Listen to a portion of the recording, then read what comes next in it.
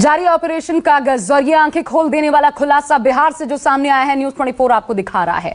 अभी तक आपने देखा बिहार का एम्बुलेंस घोटाला कितना बड़ा है, कैसे एक ही चीज के बिल के दो बार कागज दिखाकर फर्जीवाड़ा किया गया। एम्बुलेंस के इक्विपमेंट्स की कीमत भी कई गुना ज्यादा दिखाई गई।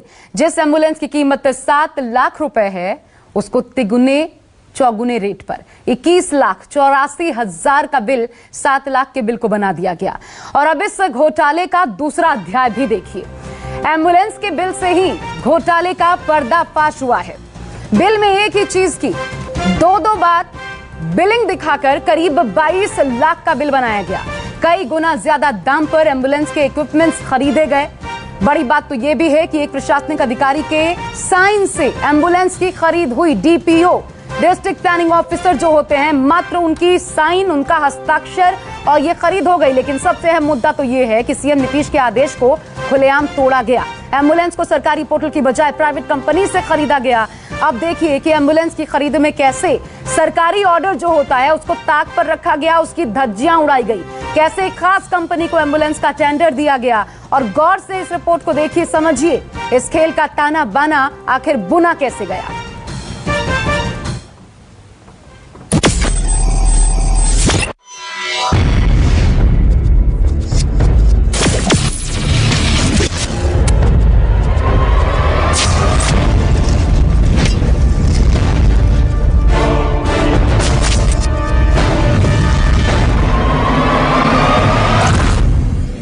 न्यूज 24 की इन्वेस्टिगेशन टीम ने बहुत बड़ा खुलासा किया, एम्बुलेंस घोटाले को दुनिया के सामने लाया और इसी के साथ कई सवाल उठ खड़े हुए।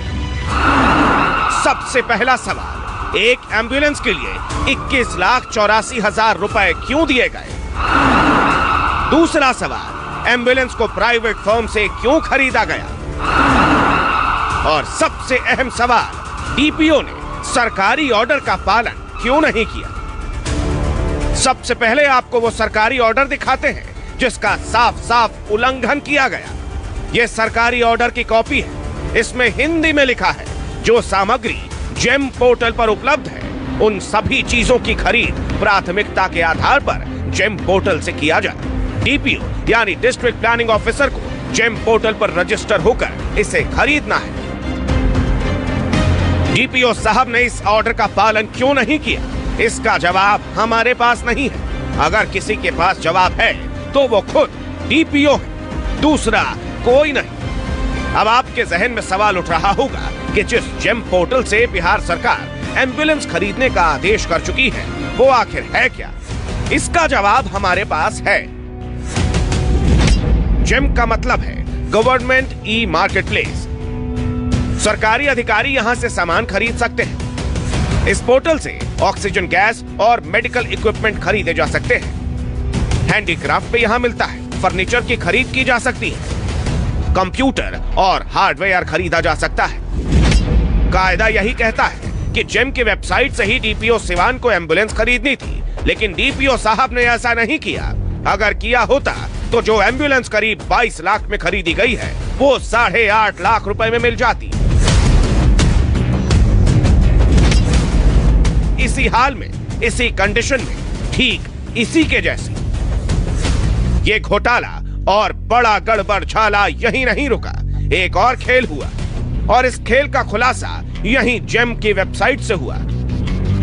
वेबसाइट पर मौजूद मारुति इको एम्बुलेंस 8.5 लाख में मिल रही है। उसमें वो सारी चीजें लगी हुई हैं जिसका जिक्र बिल में अलग से फैब्रिकेशन और इंस्टॉलेशन के नाम पर जोड़ा गया है और उसके लिए 6,72,000 रुपए अलग से लिए गए हैं। अब अगर सरकारी ऑर्डर के हिसाब से एम्बुलेंस की खरीद जेम पोर्टल से की जाती तो कितने पैसों की बचत होती? जेम पोर्टल पर एक एम्बुलेंस की कीमत है 8.5 लाख रुपए।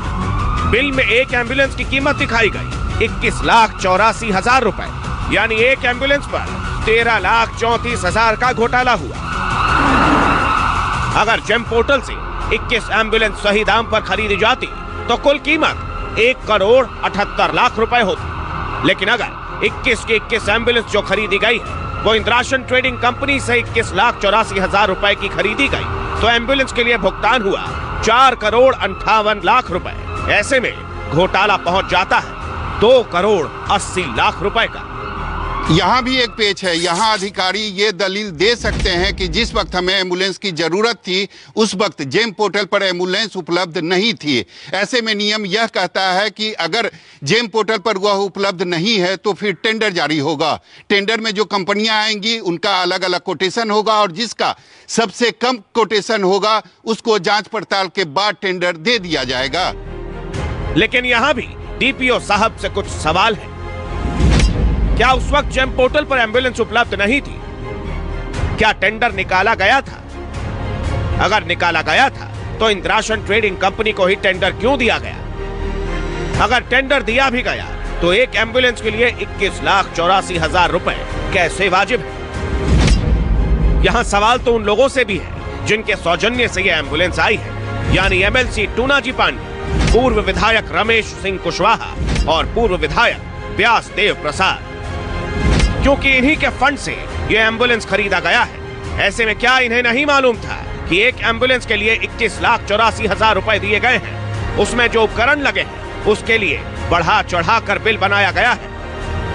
विधायक फंड से किसी भी चीज की खरीदारी कैसे होती है, यह हम आसान और सरल भाषा में आज आपको समझाने वाले हैं।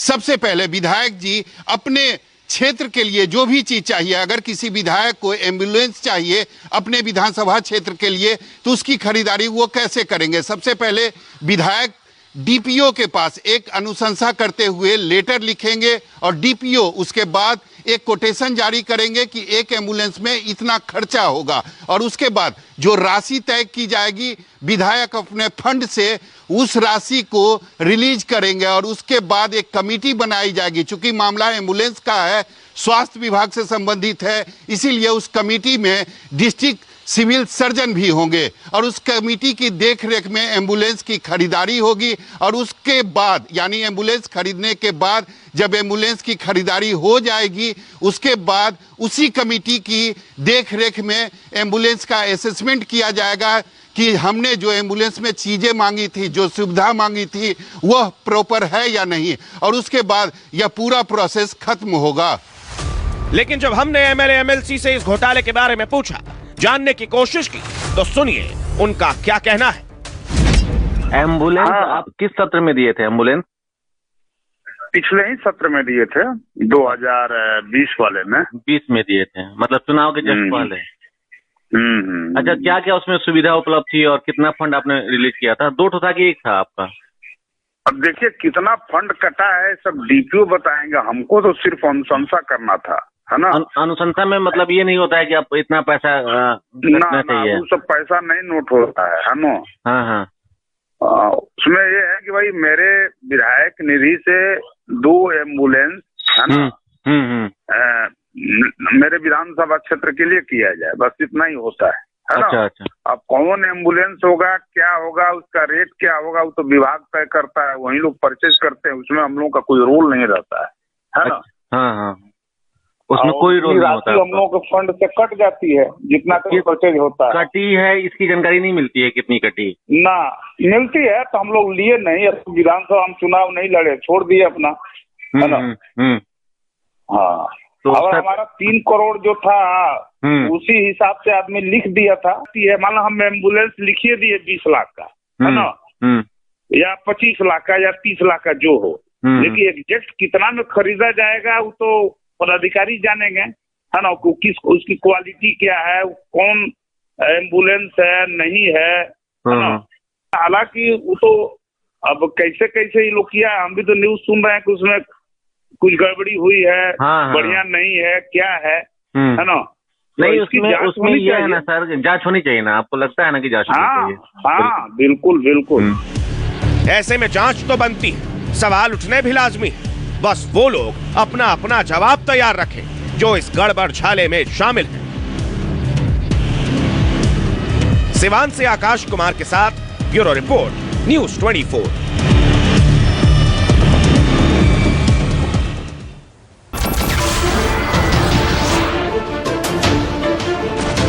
नमस्कार, मैं हूं मानक गुप्ता। अगर आपको हमारा ये वीडियो पसंद आया हो तो इसे लाइक और शेयर जरूर करें और हां, हमें सब्सक्राइब और फॉलो करना ना भूलें। ताकि आप देश और दुनिया की कोई खबर मिस ना करें। तो जुड़े रहिए हमारे साथ और देखते रहिए News 24।